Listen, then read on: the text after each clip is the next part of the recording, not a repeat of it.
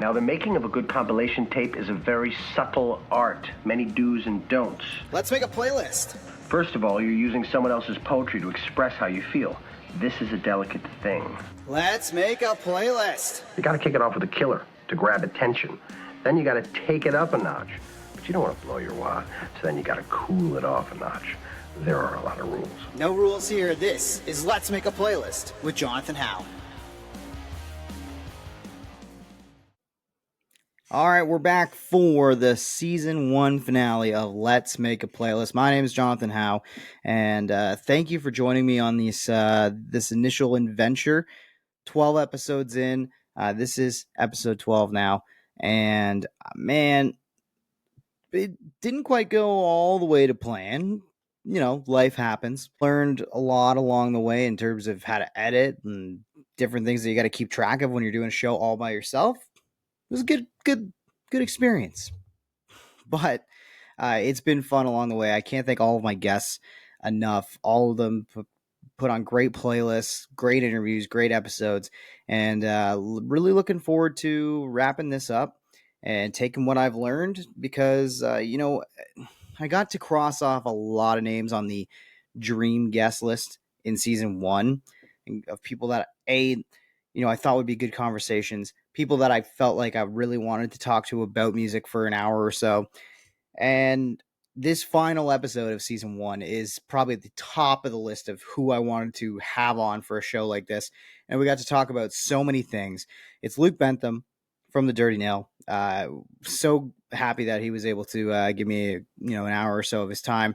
And we got really nerdy about guitar stuff. We got really nerdy about a mutual favorite band of ours, The Replacements, and just in general gave us a really great playlist. So I'm looking forward to this episode. I'm hoping that you guys enjoy it. Appreciate everybody who's checked it out through YouTube. If you're a new viewer, thank you for checking out this particular episode. I encourage you to go back and check out some of the episodes that we've done in the past.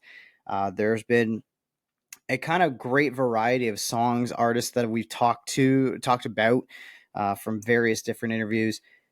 Guitar players, radio hosts, full band podcasts, producers.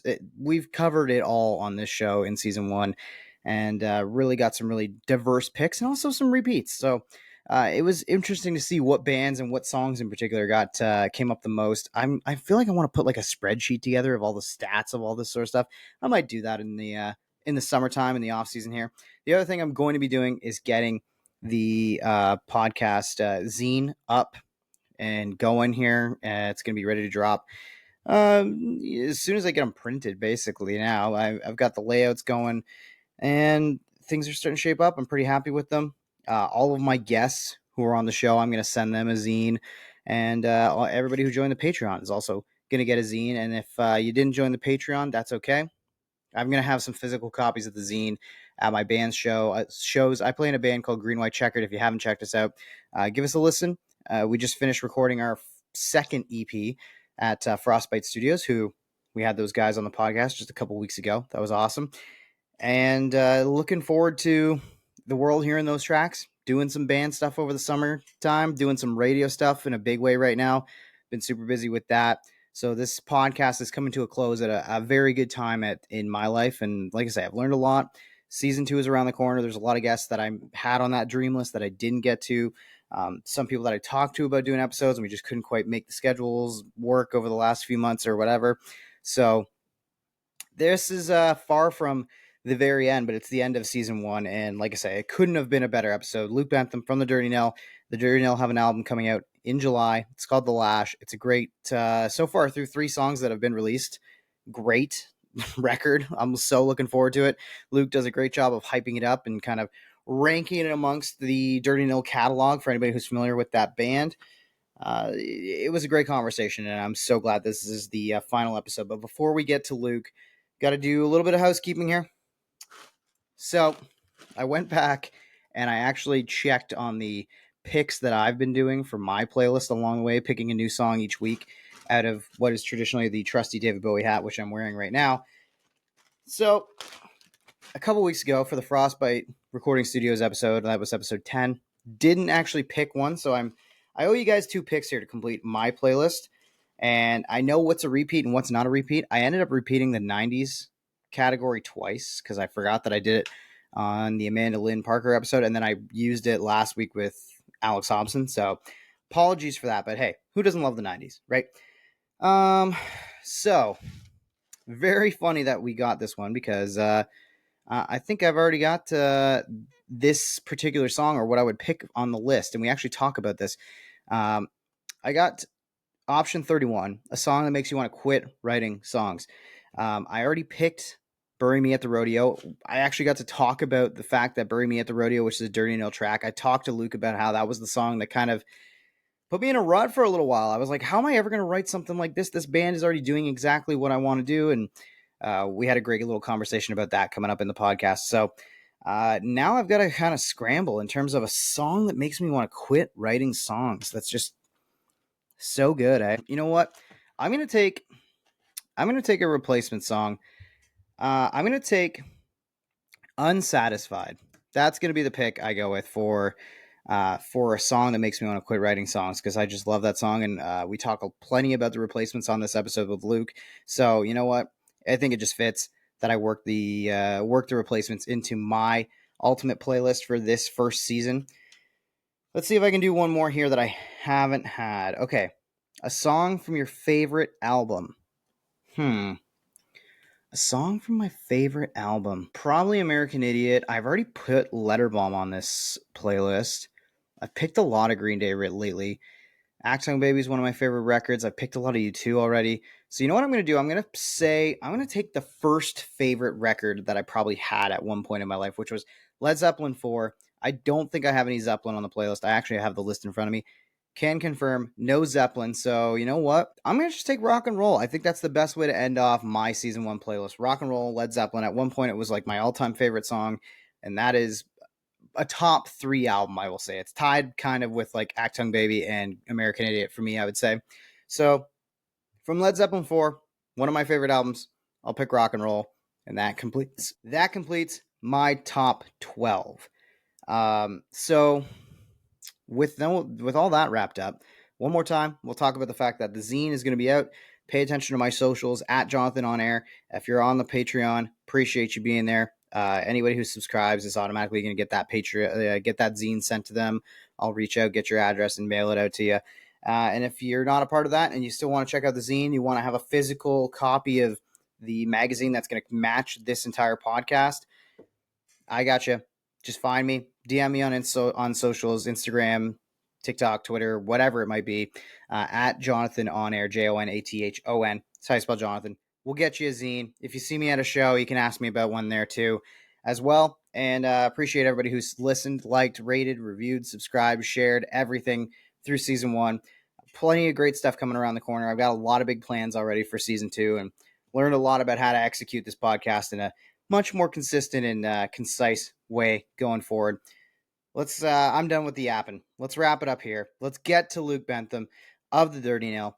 He is our guest for the season 1 finale of Let's Make a Playlist. All right, joining me on this finale edition of Let's Make a Playlist for season 1, we've got Luke Bentham of the Dirty Nail. Luke, how you doing? Thanks for taking the time out to be a part of the show, man.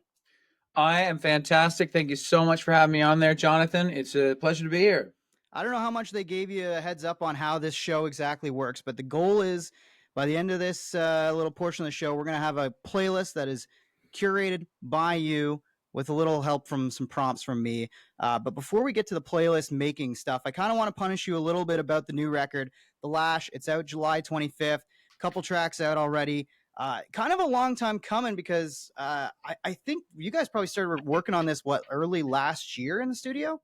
Yeah, we recorded it last year. Yeah, so we've been sitting on it for a minute, but it's kind of took us a minute to get our ducks in a row as these things go, but we're just very excited to get it out there.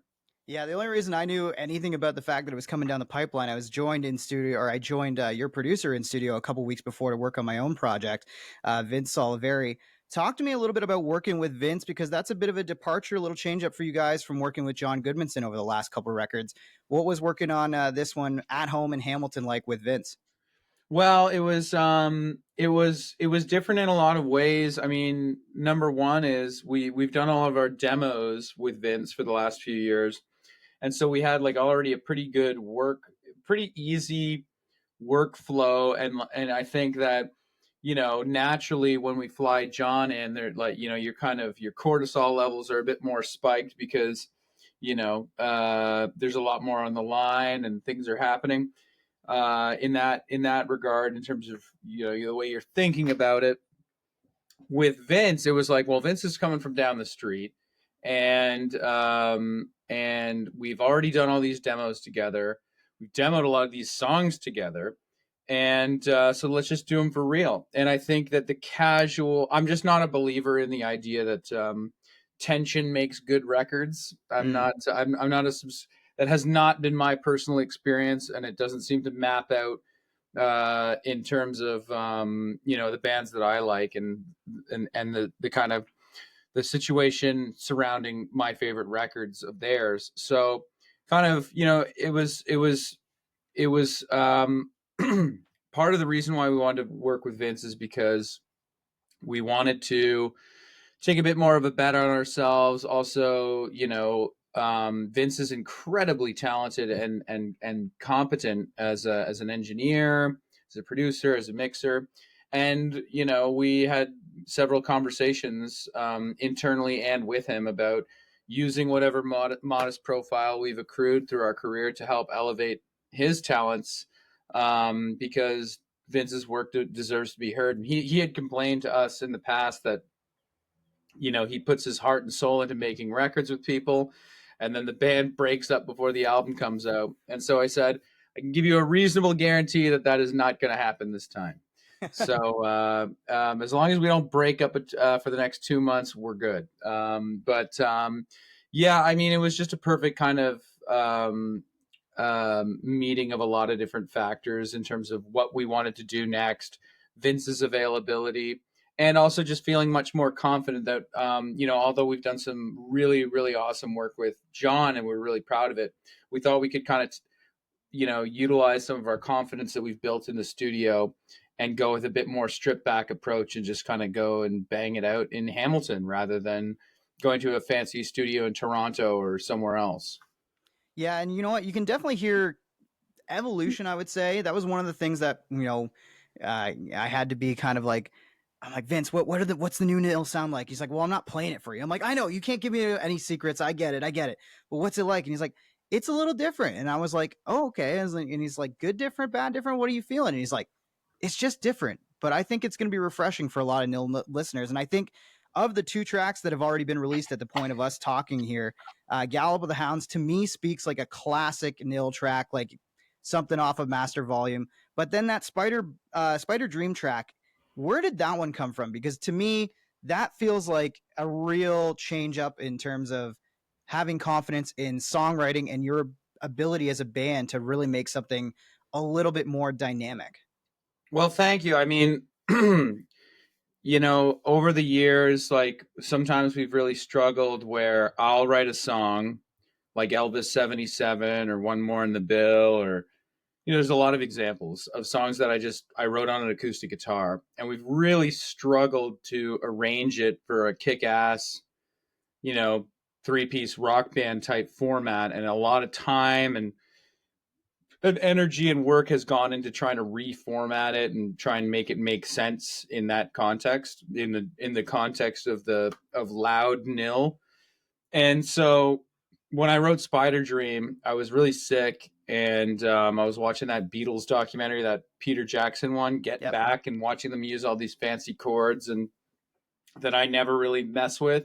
And I was like, I could do that. So I said, anybody could write like those idiots. So, anyways, I'm a big Beatles fan, but I'm being sarcastic. But I tried my hand at using some different chords, different chord progressions. I'm a big like Roy Orbison fan and Elvis fan and stuff. So I just kind of, I don't know, I was just feeling that tip that day, and I got it down. I was really stoked, but I was also like, well, I don't know, this, like, again, I think we're just gonna run into the same problem, or like same kind of grinding process of trying to jack this one up like we've jacked some of the previous ones up. But I brought it in and I played it for the band, and we tried it, and it was getting louder, it's getting faster and getting louder, and then we decided, what if for just this one that we're trying for the first time today, we all just sit down, which has never happened in nil history that we've sat down and played a song.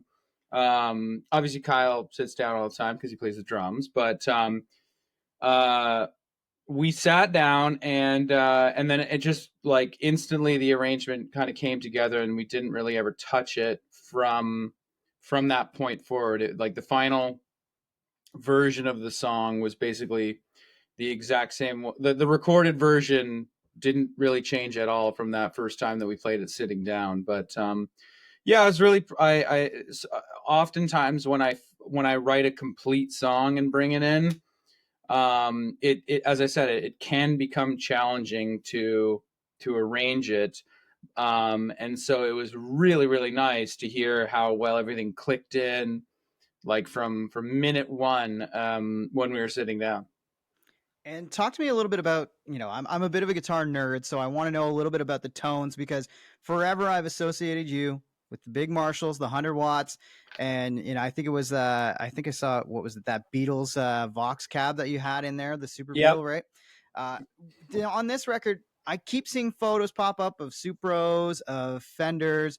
What went into the guitar recording process for this record, and is this maybe the most diverse you've gotten with your sound on in terms of guitar on a record? Well, first of all, I just have to say that I never really get much of an opportunity to talk about guitars, so I'm going to relish this. And please cut me off when you've heard enough about No, guitars. I'll let you roll for an hour. I don't care. Go for it.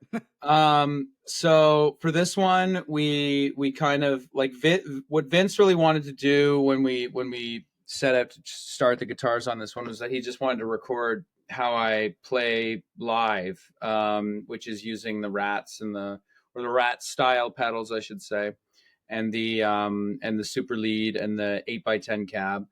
And we tried that for a bit, and then we kind of discovered that a couple of the speakers were dead in my cab that I had no idea. But so, anyways, we still use the cab. Oh, we use the working speakers, of course. But I basically I had acquired this new crazy boost pedal by a company called I think they're called Obstructures. I think they're out.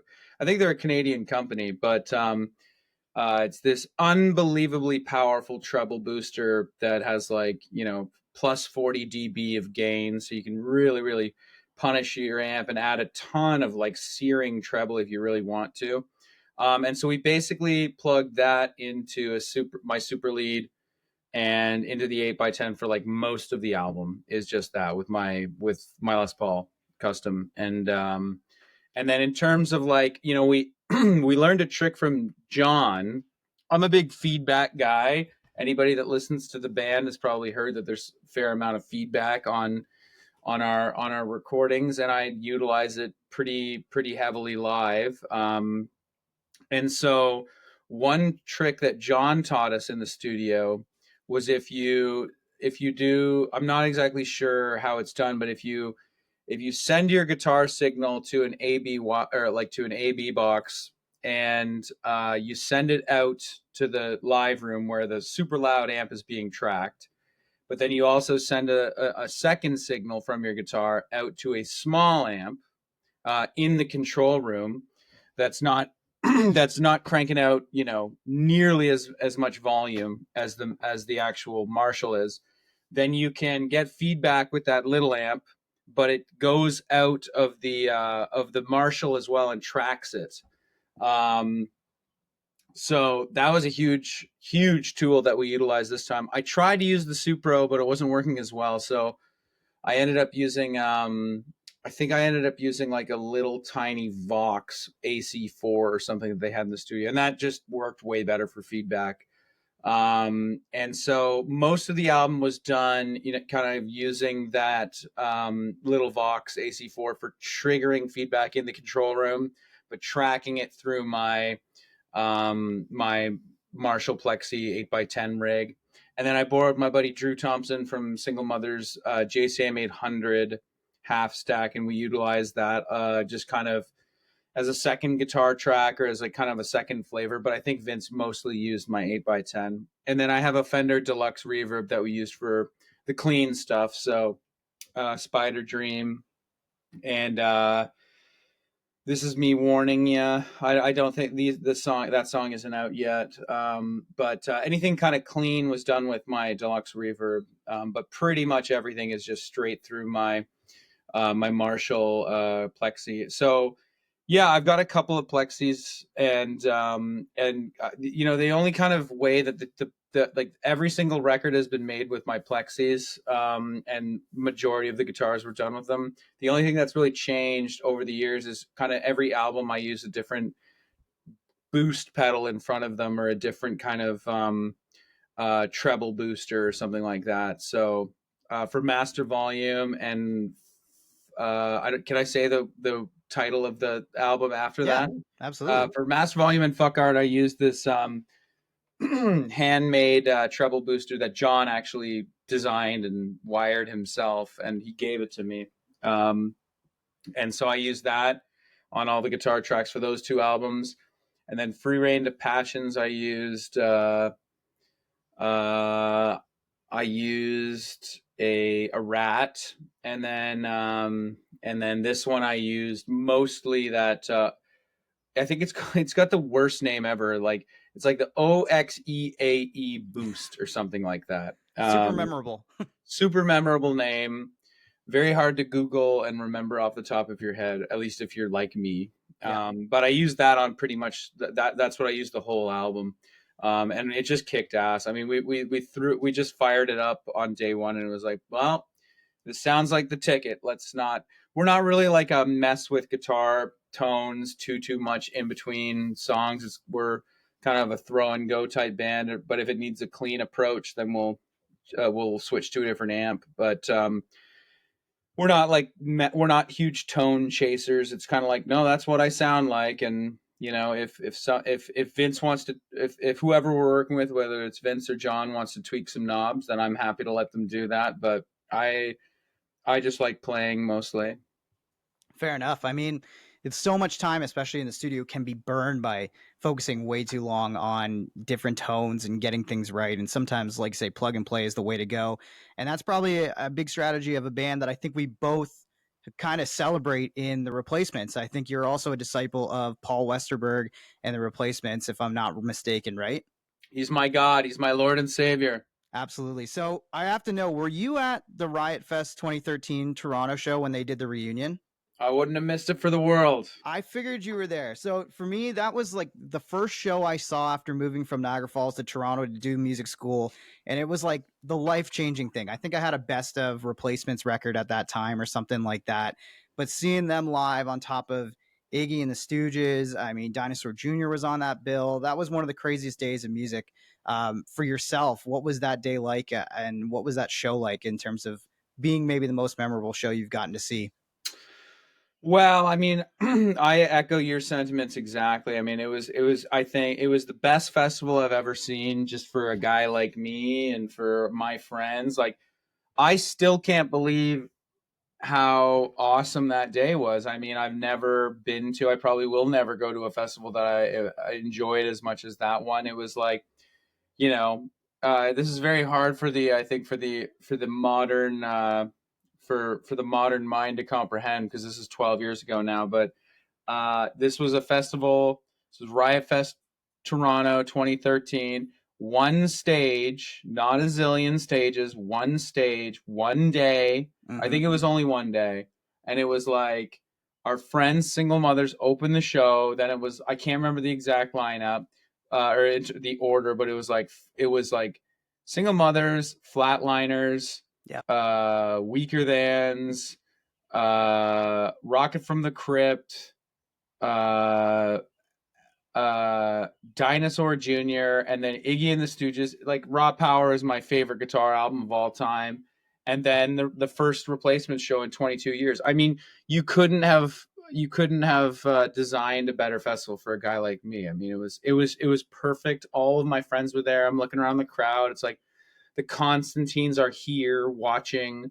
You know, Titus Andronicus is over there watching. Nobody's even seen Paul Westerberg in years, and the show, like the anticipation before they came out was just palpable. And the first glimpse that you saw of them, I'll never forget. It was like the stage is set, the amps are on, and then a cigarette butt flies from the stage wings from the side of the stage and lands at the mic stand, and Paul walks out with his hands up, and I'm like, there he is, he's alive, I can't even believe he showed up. And then they opened with the first song off the first record, Taking a Ride, and then played Favorite Thing right after that. Yeah, it was a perfect day. It was a perfect day. Me and my friends who were there, that I still talk to, we still, every time we see each other, I'm like, I can't believe we got to see that. That was very special. Yeah, that was one of the coolest days of music that I think I could ever even dream of putting together. That's like one of those bills where it was like, well, there's no way I could get this band and that band at the same show. Like, no, there's no way, right? It almost felt like there was 3 or 4 headliners in one day, and then you get that Replacements reunion gig, and it was so important to all of us Replacements fans. I just, when that got announced, I couldn't believe it. I thought it was a joke. I was like, there's no way. There's no way their first show in 22 years is going to be in Toronto. Yeah, And even leading up to that day, I was like, it's going to get canceled. Something's going to happen. And I have I'm in all the Replacements forums and stuff like that. That's one of the things I do nerd out about. And like everybody that like went to multiple gigs agrees that like that was the best show of the reunion. really. Okay, that makes me feel good because every once in a while I was like, man, do I send it on like a Flushing? I think it was Flushing Meadows they played in New York, or like, Yeah. send it like all the way to Chicago, see them twice or something like that. But I'm glad I got that in. I'm expecting probably some Replacements to come up. One last one before we get to making a playlist here and exploring the lost art of the mixtape, mix CD. I gotta ask what it was like to get your dog Leo up on the record. It was awesome. I mean, he's a very talented little guy, and so we knew that as soon as I started writing the lyrics to that song, I was like, Leo's going to be on this, and so we orchestrated it all so that we could get him in, have the mic set up, get him howling, and then get him out and pay him in corn dogs. I think everybody had a great day that day, especially Leo. That's awesome.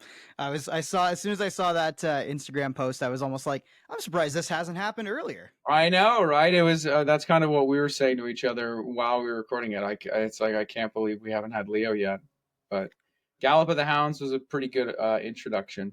Absolutely, and it's a great way to open up the Lash, which I cannot wait to hear on July 25th. Now, Luke, the whole point of Let's Make a Playlist is really to explore the lost art of the playlist. Never mind algorithms and AI and anything else making it. I want you to pick your own songs to make a playlist here. I have some song prompts in my trusty David Bowie Vans hat here. All I'm going right, to reach in, pull them out, and whatever the first song that comes to your mind, or maybe the best song that fits that question, that is the answer, and that was what song you're going to pick. So, all right. first song we're looking for to start off the playlist, a song to drive fast to. Well, I would have to go with there's many ones to choose from, but let's go with Taking a Ride. Oh, great pick right off the hop. That is the all-time opener to anything, a playlist, a set, anything like that. Amen. All right, track 2 on Luke Bentham's playlist is going to be a song. Let's reach deep in here, see if we can get one I haven't had too much of yet. A song featuring your favorite guitar player or guitar moment. I gotta go with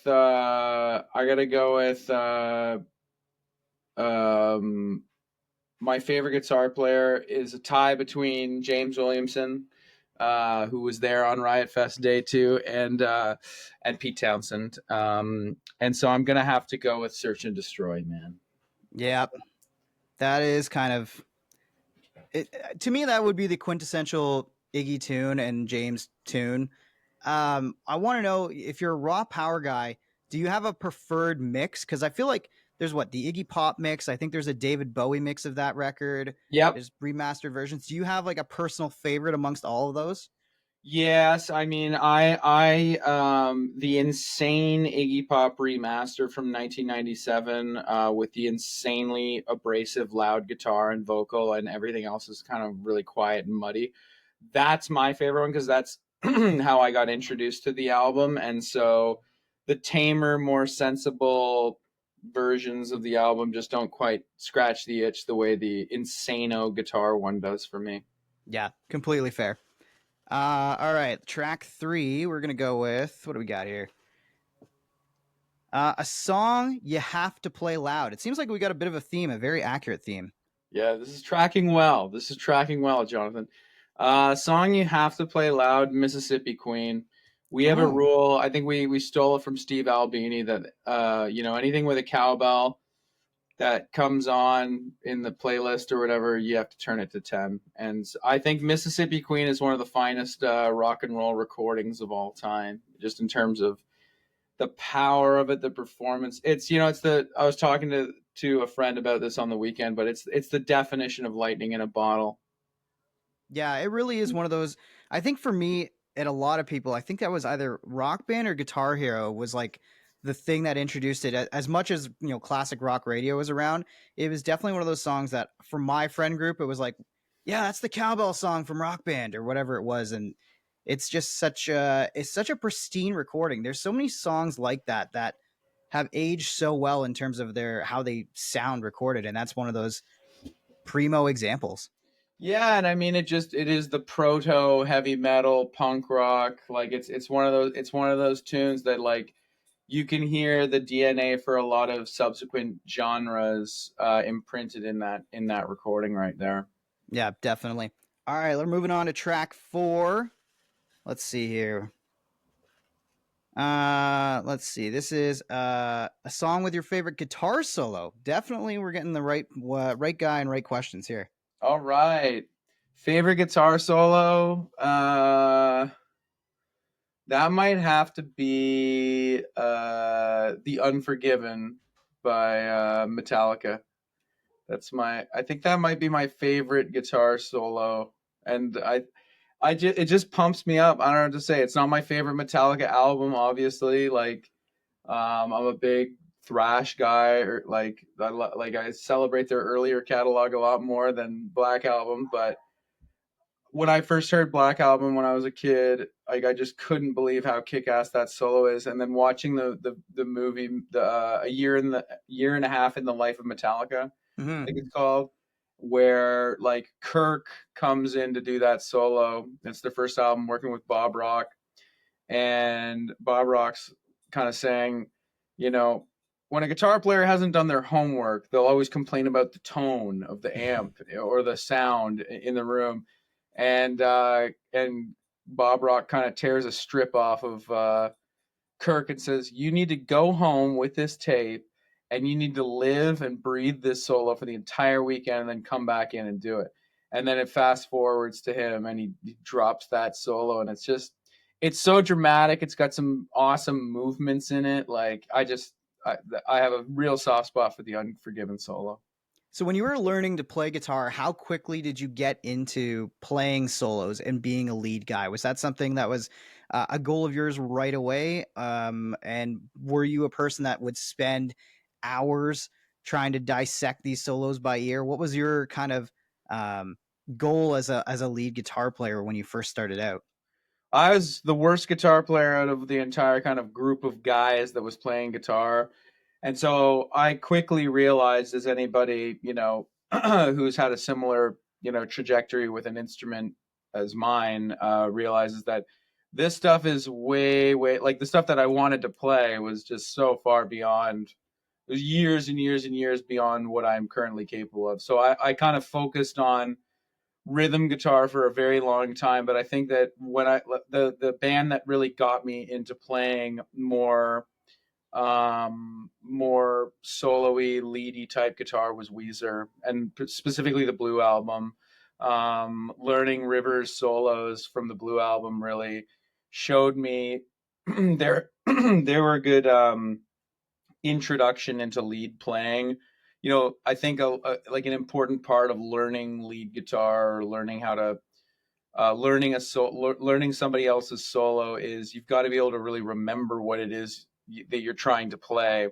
And so some of the really fast, crazy stuff where it gets a bit blurry, I find it much easier to pick that stuff out now but in the early days when I'm still trying to build up the dexterity to actually play, Weezer was absolutely critical. Blue Album was critical in trying to learn solos. So that was kind of my first introduction into trying to play some lead guitar. But again, I was the worst out of anybody. But most people kind of like once we hit high school and got into like the middle of high school, kind of stopped playing guitar, and that's kind of I just kept getting more and more in love with it as I got further in. So definitely Blue Album, but I think beyond that, I tried to really get into. I think my next band that I really tried to study the solos of was the MC5 and Kick Out the Jams album specifically. Just trying to learn what the hell is going on here because the guitars are a bit out of tune and crazy, but I just loved the sound of that album, and so I would go for a run in the morning and listen to that album and just like and just try and fantasize that I was Wayne Kramer on stage in 1968 Halloween at the Grandy Ballroom in Detroit, and that certainly animated me and motivated me to practice a lot more. For sure. That's those are two really good options. And as somebody, I'm right there with you. I never really got my head around the shredding aspect of it. You know, like my favorite guitar players were Jimmy Page and The Edge when I was in high school. And Right. neither of them are very flashy, and Page is pretty sloppy at best. So I was kind of able to fake it. It's like, oh, as long as I'm in the box, I can kind of get around it, right? Yeah. Exactly. So, all right, let's get on to track 5. Let's see where we're going here. Out of the Bowie hat we pick. A song that makes you want to quit writing songs. Yeah, I mean, I think that like I've been absolutely like many people completely captivated and mystified by the song "Hurt" since I first heard it. Yep. And again, you want to talk about lightning in a bottle. I think that a song like that really still gets me, and when I hear it, I just think I could never do anything I'm not capable of making something this good. But then I quickly am like, but nobody else is, so like fuck it, I'll keep going. Yeah, no, I've heard. I mean, or like Bastards of Young. Like there are some songs in terms of just how tight they are between the drama of the chords and the melody and the lyrics that are just so 10 out of 10 in every category, and the way it all works together that it does make me beyond jealous. I'll put it that way. Yeah, for sure. I actually am glad that that question came up because you guys are actually the inspiration for that question. Because I remember hearing Bury Me at the Rodeo, and I was like, this is everything that I want to do in terms of how to write a song, how it can just flow and it doesn't have to follow any kind of traditional pop, vocal chorus, a verse chorus kind of thing. And even like your leads on the towards the end of that song, I was like, this is the kind of leads that I can play, but this band is already doing the thing that I wanted to do. So I'm glad that that came up, and I'm glad to say that I am still writing songs, even though that entire Higher Power record really had me discouraged for a hot second there. Well, you're making me blush, Jonathan. I'm glad you fucking dig it. And yeah, I mean, everything is the thing that whenever I get bogged down by, my own insecurities or whatever, my own setbacks writing songs, I just remember that everything's stolen, and to listen to as much music because it just gives me stuff to steal later. And if anybody can steal anything from me or us, then I'm more than happy. But yeah, I think that kind of stuff the lead stuff at the end of that song is definitely very Weezer, very Blue Album. It's important. I feel important at this point to distinguish between first two Weezer albums and whatever they've been up to since then. And obviously Blue Album and Pinkerton have been incredibly influential on our band and still are. Like I still play guitar like that, and I can sing higher than Rivers can, but I can't play guitar like he can. I gotta say that I think I'm with you. The first two Weezer records, there's moments from the For catalog sure, after that, for but sure. in But terms of a it's like complete work, the strength, I think, of those two albums damns the rest of their efforts because, you know, it just seems like after those two they've kind of been chasing their tail, and trying some fairly bizarre stuff in the last kind of 10, 20 years. I don't know, but I tend to not be super stoked when you go see a band that you like and they've all switched up instruments and are jumping around the stage on trampolines. Kind of seems like they're losing direction a little bit. And that was I got a little I was lucky enough to see classic Weezer one time, or what, like, Weezer that stands there and plays the songs, and there's not a whole lot of production and stuff. They don't move at all. They stood there, they played the hits, and that was it. And that was 20 years ago, that show. And since then, I've kind of seen them just like, well, what? Well, it just kind of seems like, what if we do this? Will people like us? What if we do that? Well, like, it kind of doesn't seem like they back themselves enough, in my opinion. And there's a fun saying in the Weezer community, and I'm a Weezer fan, obviously, but nobody hates Weezer like Weezer fans. yeah, that checks. That checks.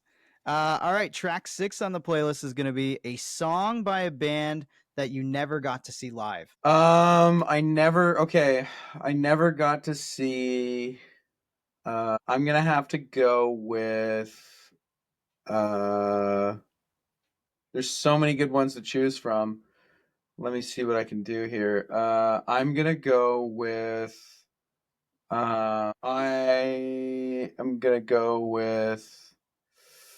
Uh, Filler by Minor Threat. I wish I could have seen them. We've met Ian MacKaye, and he was really nice. He was awesome, and I think he was, whenever he talks to people, people want to know so much about Fugazi and stuff. And I like Fugazi. I respect the hell out of Fugazi, but for me, it's always going to be Minor Threat in terms of my favorite Ian project. And I just think that that was a perfect band with perfect songs, and yeah, I can't say enough good things about Minor Threat. They're my favorite of the kind of first wave hardcore bands. I know that, like, Bad Brains is the most powerful and impressive of them, and Black Flag's the most menacing and crazy. But Minor Threat to me has the best songs and the best kind of like overall band vibe. And I like the writing, I like the playing, I like the whole thing. Fair enough. I don't think that's a hot take at all to put Minor Threat as the best of those three for sure.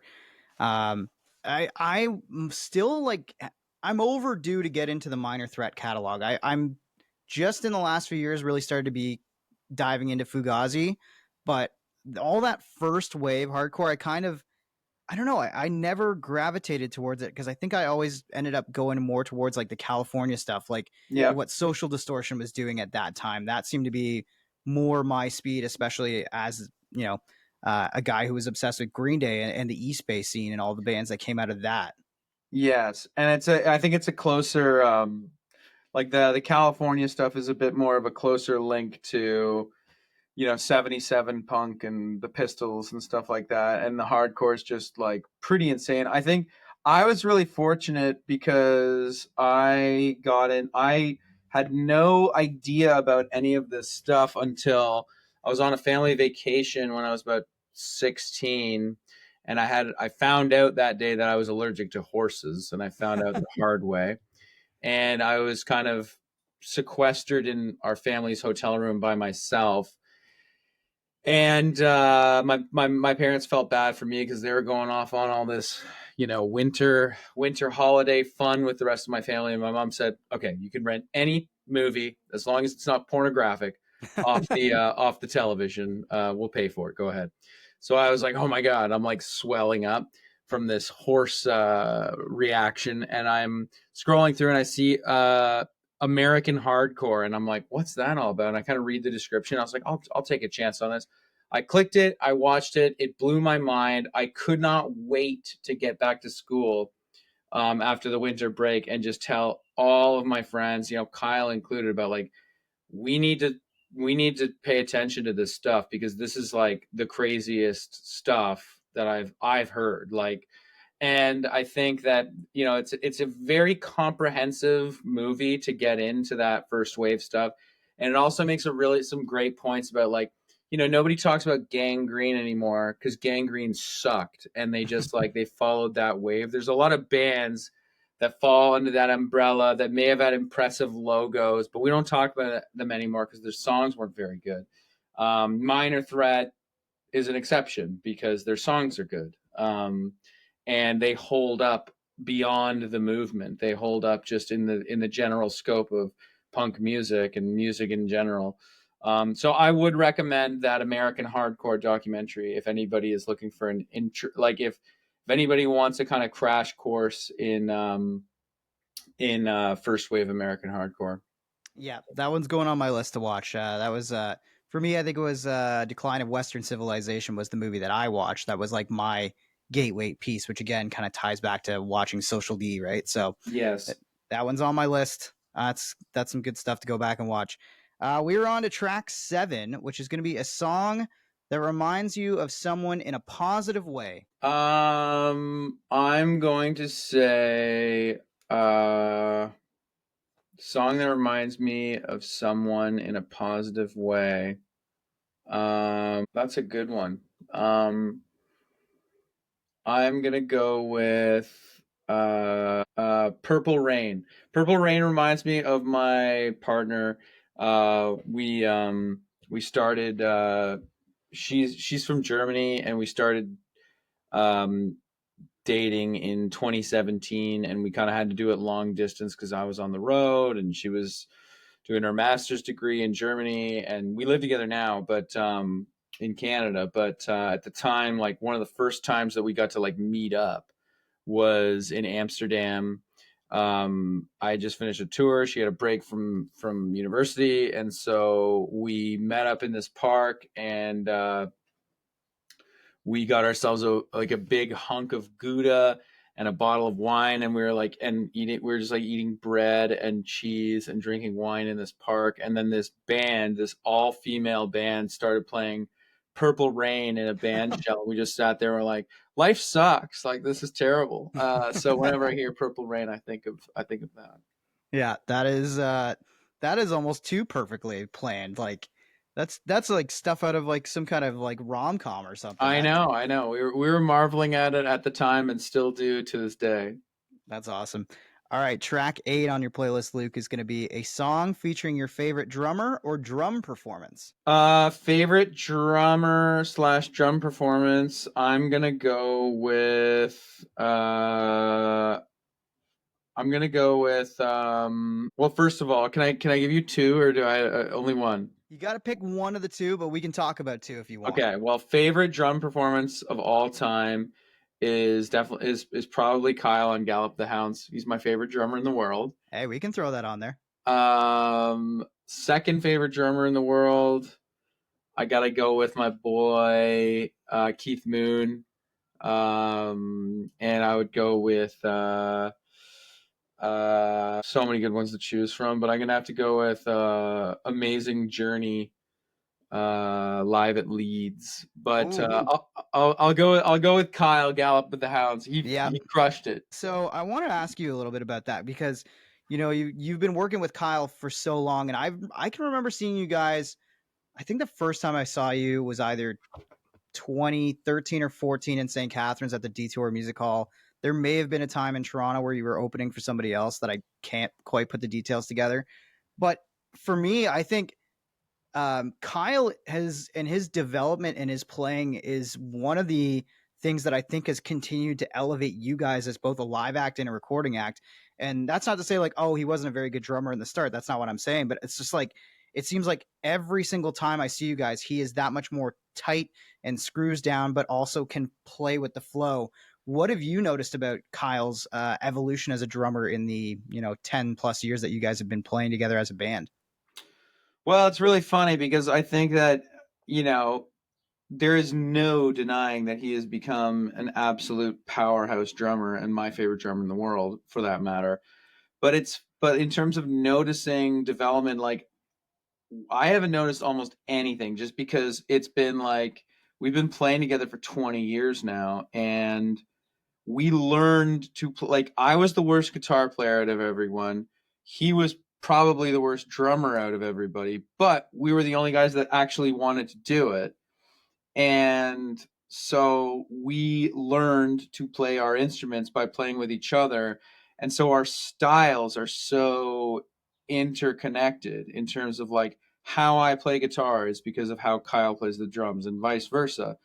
And so everything, like the only times where I've kind of noticed that, like, for good or for ill, like our development is kind of when we're in the studio and when we hear something back. Because for a long time, and we still do have this to a certain extent, like we have a natural like tempo shift that we do together that other people find it challenging and jarring to fall into. We're not a metronome band. We Hmm. don't like, we have parts in the studio where like if we're going to track something, okay, well, this part is this BPM and then it goes into this part and there's a slowdown, then there's a speed up. Like we have to kind of track out how we play the song and not just like iron it out to a click. We don't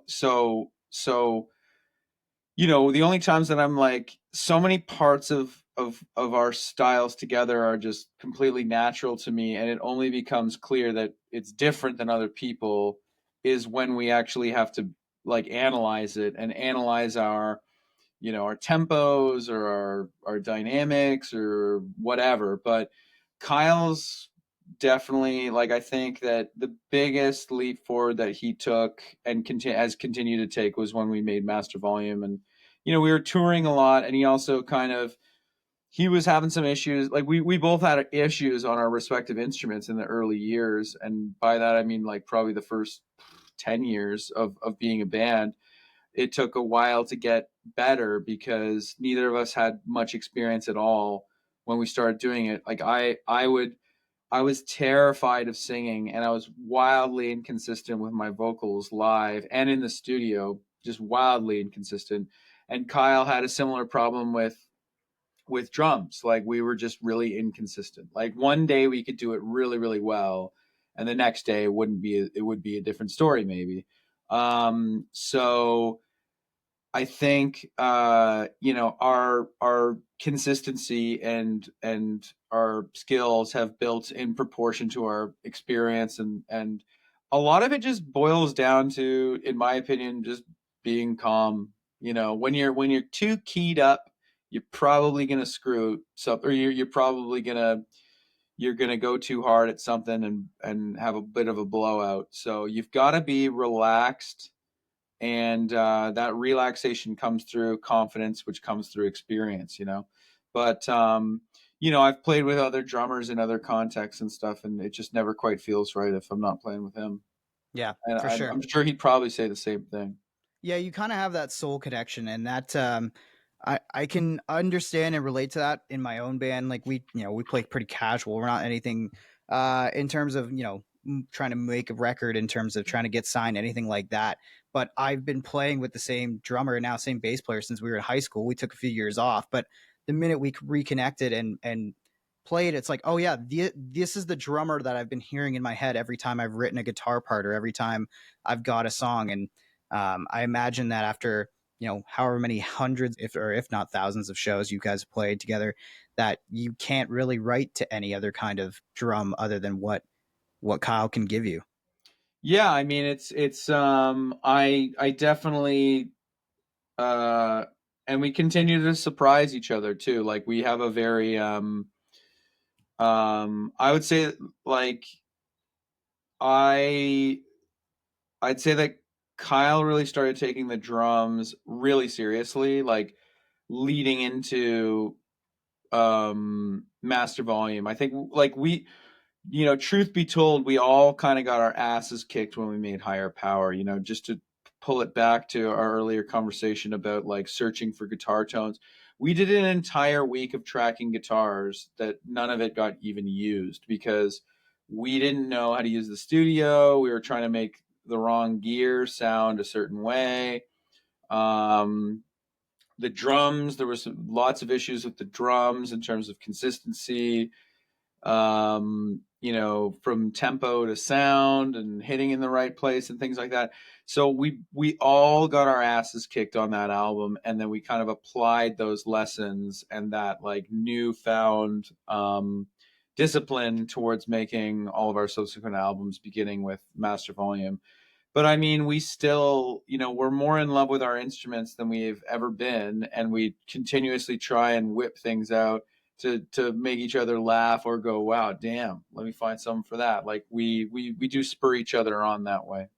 All right, let's go to track 9. Track 9 on this playlist is going to be Luke. I need your favorite song that you've ever heard live. Favorite song that I've ever heard live, I'm gonna have to go with, so again, so many to choose from, but I think the national anthem by Radiohead. So that would be a band that I want to say is a surprise for me to hear that you enjoy and that you've seen live, but it's definitely a band that I don't know. Would you say there's a Radiohead influence in anything that the Nil has done? I wouldn't. I mean, like in terms of, I think that the like OK Computer was a big album for us when we were in high school. So was Kid A, was a really big impact on me specifically. But I think that the ambition of the writing and the actual compositions of the music definitely has been an inspiration on us, but we are well below that in terms of like our musical complexity and ability. I'll Yeah. add, but yeah, I mean, Radiohead is. It took me a long time to get into them. I didn't like his voice for a long time, and then I don't know what I think the first song I really connected with was the national anthem, um, and because it's such a strange, crazy, driving song. And then so when I graduated high school, Radiohead was touring in Rainbows at that point, which is one of my favorite by them. And I went on a backpacking trip through Europe, and I saw a bunch of Radiohead shows with my other friend. And I remember just the whole stage going, like us being in Berlin and the whole stage going red, and that crazy bass part, bow now now now now now now now now, like that starting, and I just lost it. I just, they played it.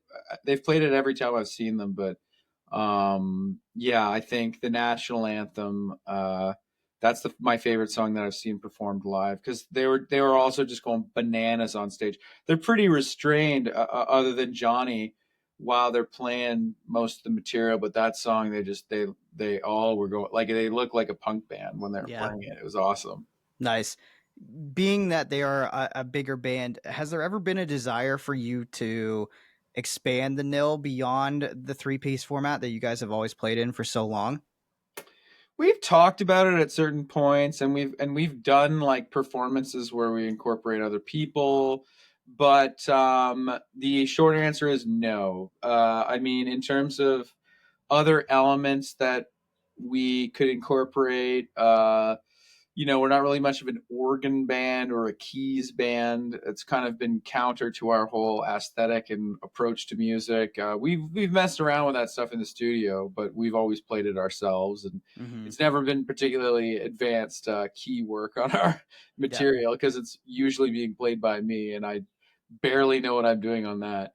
Yeah, and then in terms of second guitar player or anything, like my entire guitar style is kind of what I have kind of come to realize, because you just kind of naturally do things, and then when you have a lot more reflection about what you do when you try and play in a different context. But I've realized that like my guitar style is predicated on being the only guitar player, because a lot of stuff I'm kind of switching between rhythm and lead at the same time. I'm playing leads that are integrated into the chords and stuff, and so we've never really had any serious consideration for a second guitar player. Sometimes I'm like, it would be cool to just focus on singing and stuff, but I just love the goddamn guitar playing. Yep. So yeah, I mean, we've never really given it much serious consideration, to be honest with you. I think like one of the things that we love about the band, and that's kind of stimulated a lot of our output and my creativity in particular in terms of writing songs, is trying to make things work within the constraints of one guitar, one bass, one vocal, maybe some backups and drums, and just trying to see what we can. I mean, it's not the most revolutionary format in the world, obviously, but that type of, I find that like as more and more tools become available to musicians and creative people of all types, that it can help to put yourself in a bit more of a box and say, okay, what can I do with the tools at hand rather than what can I do with an endless possibility. Yeah, totally understand that. And you know what? I think there's a fine tradition of power trios in Canadian rock. We need to keep that alive and well, and you guys are at the forefront of it. So please don't ever change. I mean, I unless you don't want to, think, I don't care. well, thank you very much, Jonathan. I don't think we shall. All right, track 10 of 12 on the playlist, and it is a song from a band in your local scene or hometown. I'm going to go with, I mean, there's too many to shout out for this one, but I have to go with uh, "Ain't Got No Sense" by Teenage Head. Nice. Gordy was a friend of mine. He was the finest electric guitar player that this city will ever produce. And Teenage Head in their prime, I'll put them toe to toe with any of the finest American rock and roll punk bands that they ever produced. I think that Teenage Head are criminally underdocumented in their earlier years. The pictures alone are magical, and the recordings are fantastic. And so, yeah, I'm a big Teenage Head guy, and I wish I got to spend more time with Gordy. But I do cherish the time and the conversations that we got to have and the playing on stage that we got to do together. Because like everybody from this city, I look up to him. So, in your experience, since you guys have started the band, how has Hamilton's music scene kind of grown and changed? Obviously, you guys are Dundas, just outside of Hamilton. I'm Niagara Falls, so I felt like the Niagara music scene dried up for a few years right after the wave of Alexis on Fire and City and Color, and there was a lot of really crappy kind of screamo bands, for a lack of a better term, that followed in that wake that didn't really go anywhere. And then all of a sudden, it kind of feels like everything's alive again down here. What's Hamilton been like over the course of your career so far? Well, I think that we've got a bit of a crisis right now in terms of venues. We just lost the Casbah. We lost this Ain't Hollywood. We've lost, and some places are kind of like in flux or they're relocating.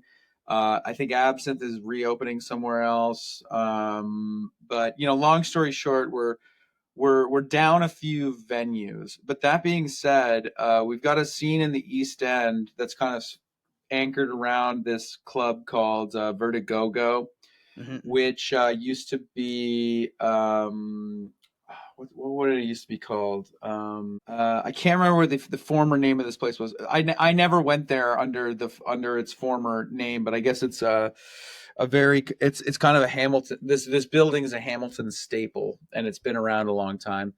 But there's a lot of kick-ass music getting played down there, and so I think that the music scene has really migrated east, particularly the rock and roll, punk rock kind of stuff is very strong in the East. I think that's also because the East is much more livable in terms of cost of living. But there's a thriving art scene out in the east of the city. But I'm in the west, so I don't get down there as much as I would like to. But chances are, if there's a kick-ass show happening in Hamilton, it's happening at Vertigogo. That being said, I think that Tim from Sonic Onion has done a great job of building some new venue spaces to kind of to handle your 500 cappers or your 200 cappers, but the city is kind of lacking a proper like 1,000 cap venue or an 800 cap venue. It would be great to have something like that, so that we could kind of keep pulling in outside bands and make this more of a destination on touring routes. But yeah, I mean, I would say, also in response to your original question, pretty much all the bands that we started doing the like, alongside in the city, they're all gone now. Mm-hmm. So it kind of gets like we had a period of kind of being like, oh damn, everybody's gone. We have to kind of make new, like all of our friends' bands now are in the States or across Canada or in Europe. But at the same time, there's a lot of new bands coming up. Calamity from Hamilton is my favorite right now. They sound like hardcore AC/DC. They're amazing. Nice. Definitely be checking that one out. Track 11, Luke, and it's a song with your favorite lyric. I'm gonna have to go with there's too many. There's so many lyrics that I love, but I'm just gonna have to shoot from the hip and not think about it too much. I'm gonna say the entire set of lyrics for "Please Don't Bury Me" by John Prine is some of my favorite stuff ever committed to tape. Give my stomach to Milwaukee if they run out of beer is amazing. Um, give my knees to the needy. Don't you put that stuff on me. Hand me down my walking cane. It's a sin. It's a sin to tell a lie. Send my mouth way down south and kiss my ass goodbye. I think that's pretty good, man. That's pretty Yeah, good. Prine, when you asked the earlier question about favorite song you've seen performed live, I was going to pick a John Prine tune, but I was kind of on the fence between that and Radiohead. fair enough. I had a feeling that Prine was going to work his way into this playlist, so one way or another. So I'm glad it worked out in the end. Luke, final one for your ultimate playlist here, and it is a song from the 2020s, something from the last 5 years. Some from the last 5 years. I'm gonna have to go with "Baby Bird" by Single Mothers. Great pick. Great pick. I've known Drew a long time, and I've played in the band for you know, on and off, emphasis on off, for about 13, 12 years now, just over 12 years. And so I've kind of got to be around and see a lot of stuff and be around while Drew's made all these records with various people. But the finest song that he has put out, in my opinion, is "Baby Bird." Yeah, absolutely. I try to tell people all the time about Drew, and I just think he's one of the most, not just one of the best, but one of the most important songwriters that Southern Ontario has right now.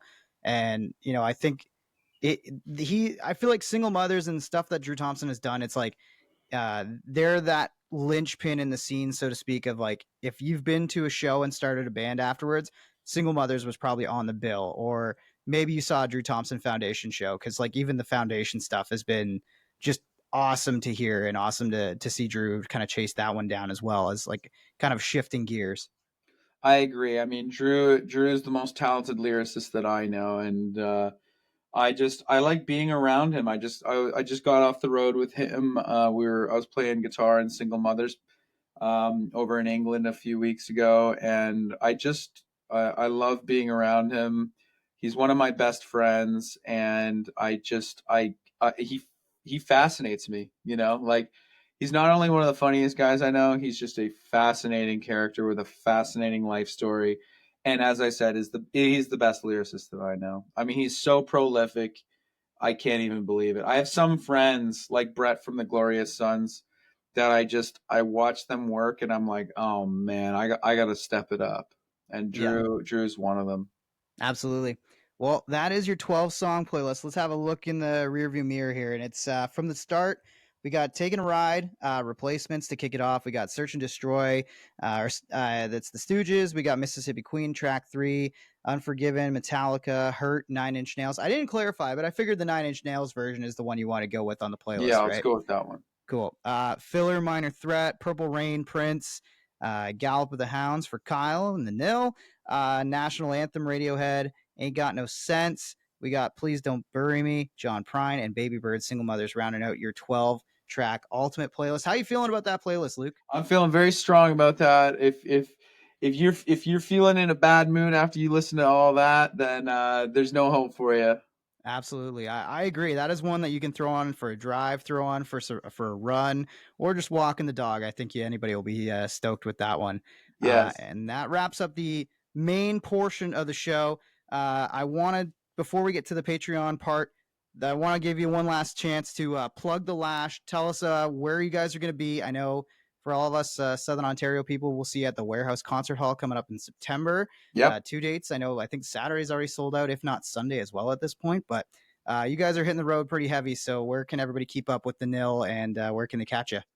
Well, all of our kind of announcements and tour dates and everything are available on our Instagram page. I would send everyone there if you want updates. We've got a website as well, but everything in terms of the most direct source of news is going to come from our Instagram. And we're rolling through real heavy this year. I think we're going to play well over 100 shows this year. And we're playing in Hamilton at the Because Beer Festival on July 11th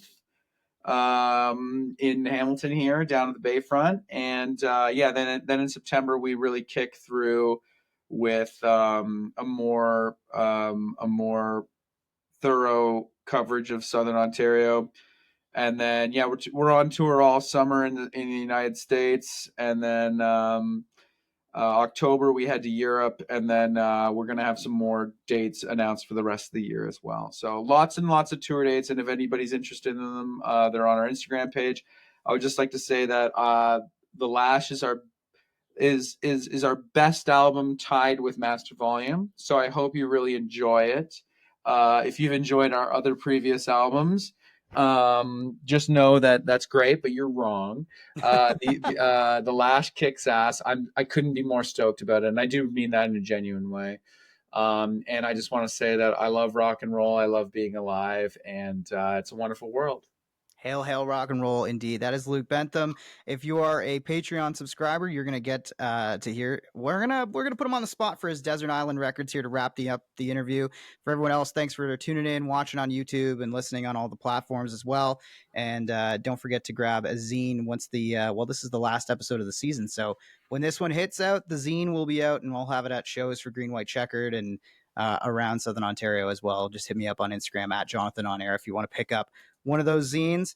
Thanks again for everybody who's listening. And now let's go over to the Patreon portion. Let's Make a Playlist is a podcast hosted and created by me, Jonathan Howe, for House Media. At Jonathan On Air is where you can find clips of the show as well as all things me, Jonathon. That's how you spell Jonathan for the record. Please rate, review, subscribe, like all episodes wherever you get your podcasts. And if you want to support the show, consider joining our Patreon, patreon.com/Let's Make a Playlist. There, you can find exclusive content, longer episodes, and sign up to receive our end of season zine. Don't forget to share the podcast with your friends, and we'll be back with more playlists.